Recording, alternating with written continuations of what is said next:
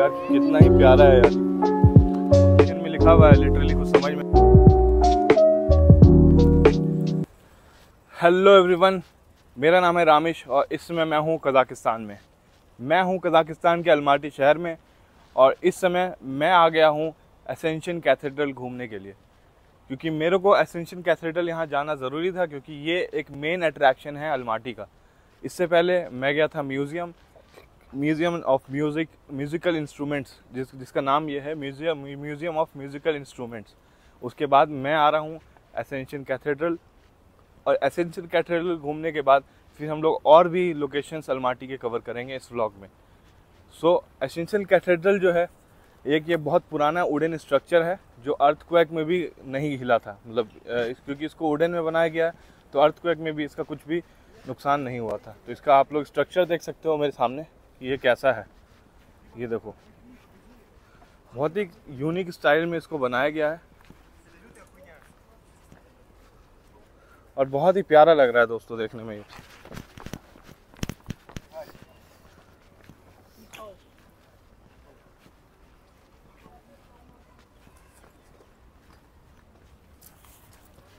सो essential cathedral हम लोग घूमने के बाद आगे जो भी कैथेड्रल्स हैं या लेट्स सपोज मॉन्यूमेंट्स हैं उनको हम लोग कवर करेंगे इसी व्लॉग में।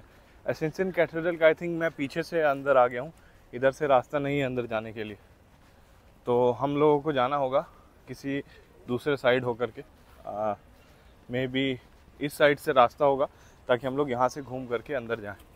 यहाँ पे क्या है ना कि यार साफ़ सफाई बहुत होती है, मतलब कहीं पे भी आपको गंदगी नहीं मिलेगी। इवन मैं अभी मेन एरिया में हूँ जो कि अलमाटी का सबसे बड़ा एरिया है। इसके अलावा मैं अगर छोटे इलाकों में जाऊँ जहाँ पे जो लेट्स सपोज कि बहुत आउटकट्स हैं, जो मतलब दूर है मेन शहर से, वहाँ पे भी ऐसा नहीं कि कहीं गंदगी मिलेगी। मैं यहाँ से 250 किलोमीटर दूर कोलसाई लेक भी गया हूँ, वहाँ भी मुझे कहीं भी कोई गंदगी नहीं मिली। इवन लेक इतना प्यारा था, इतना ब्लूएस्ट वाटर था उसका कि अमेजिंग था भाई सच में।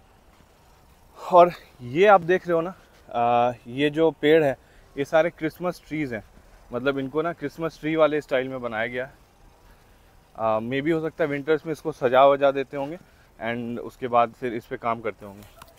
तो यहाँ पे मेरे पीछे जो है ये है एसेंशियन कैथेड्रल, जैसा कि मैंने अभी आप लोगों को बताया। तो इसका रास्ता उस साइड से होकर के वैसे हम लोग जाया करते हैं। हाँ, ये वो मेन एंट्रेंस है और उसके साइड से फिर हम लोग यहाँ से ऐसे अंदर जाया करते हैं।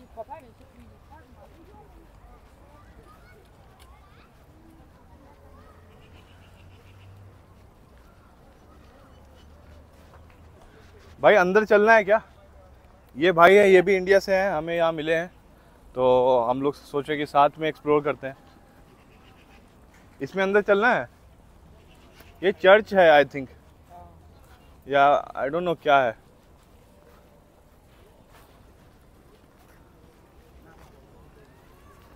यहाँ जो पानी इरिगेशन हो रहा है, यानी कि जो पानी पटाया जा रहा है जितनी पेड़ों में, हर जगह ना आपको दिखेगा स्प्रिंकलर मेथड से पानी को पटाया जा रहा है। ये जो मेथड है इसको हम लोग कहते हैं स्प्रिंकलर मेथड।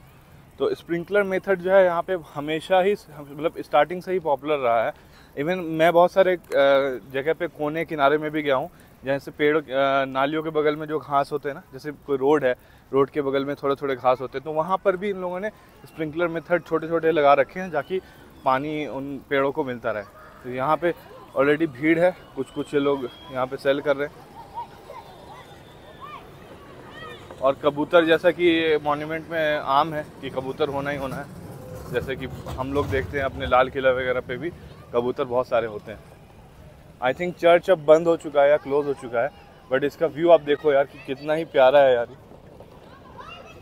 अमेजिंग भाई, बहुत ही ज़्यादा खूबसूरत है ये यहाँ पे कुछ गो कार्टिंग जैसी गाड़ियाँ हैं जो बच्चे चलाते हैं। देखो इन्होंने ये रिक्शे विक्शे भी कुछ लगा रखे हैं। सो ये गाइज मेरे सामने एसेंशियन कैथेड्रल है, ये देख सकते हो आप लोग। और एसेंशियन कैथेड्रल हमने कवर कर लिया है। अब हम लोग चले गए किसी और लोकेशन पे। फिलहाल हम लोग जा रहे हैं जहाँ से हमने लिया था इस लड़की से आइसक्रीम।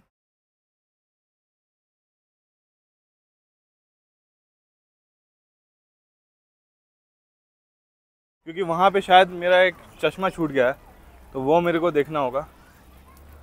यहाँ पे देखो स्प्रिंकलर मेथड से जो मैं बात कर रहा था कि पानी चारों तरफ होता है, उसके कारण देखो ये रोड वोड पे पानी आ रहा है। तो आई थिंक ये सिर्फ शाम में हुआ करता है, दिन भर नहीं होता होगा। एक टाइम लिमिट होगा कि आधे घंटे 1 घंटे के लिए जितने भी पेड़ हैं उन सब पे पानी होगा। इसीलिए देख रहे हो कि जितने भी घास वगैरह है ये सारे सेट है मामला। और देखो हर जगह ना वहाँ पे स्प्रिंकलर मेथड से पानी डालने के लिए वो लगा है। तो सबका एक टाइम सेट होगा, उसी टाइम के अकॉर्डिंगली।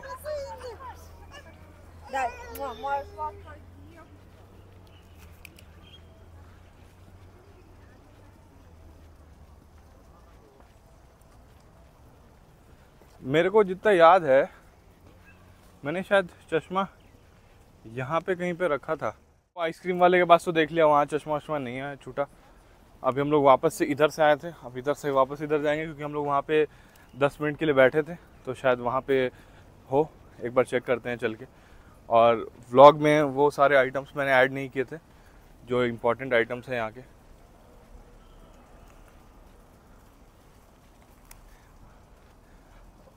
मैंने बोला ना भाई, हर जगह स्प्रिंकलर मेथड से पानी चल रहा है। इंडिया में भी चलता है ऐसा नहीं है, बट यहाँ पे ज़्यादा वाइडली यूज़ हो रहा है स्प्रिंकलर मेथड।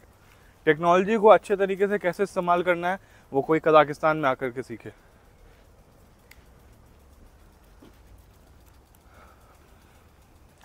आई थिंक हम लोग इस साइड जो रास्ता जा रहा है इस साइड हम लोग गए थे, और इसी साइड में एक जो बेंच है वहाँ पे शायद छूटा था। अगर वहाँ पे हुआ तो ठीक है, अगर नहीं हुआ तो कोई बात नहीं भाई। एक चश्मा कजाकिस्तान के नाम। ये कुछ रशियन में लिखा हुआ है, लिटरली कुछ समझ में तो वैसे भी नहीं आने वाला। तो यहाँ पे एक्चुअली एक और सबसे यूनिक चीज़ पता है यहाँ पे क्या है, कि जितने भी पेड़ होते हैं ना उन सब पे पेड़ लगाया, पेड़ के बाद उनकी डिटेल्स भी इंफॉर्मेशन के साथ यहाँ पे लगा दिया।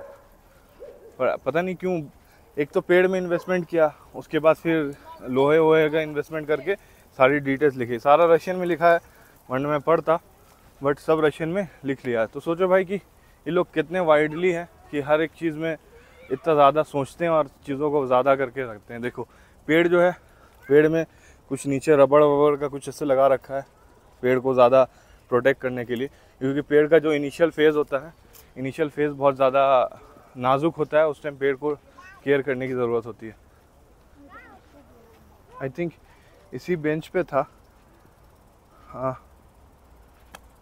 यहाँ तो नहीं है।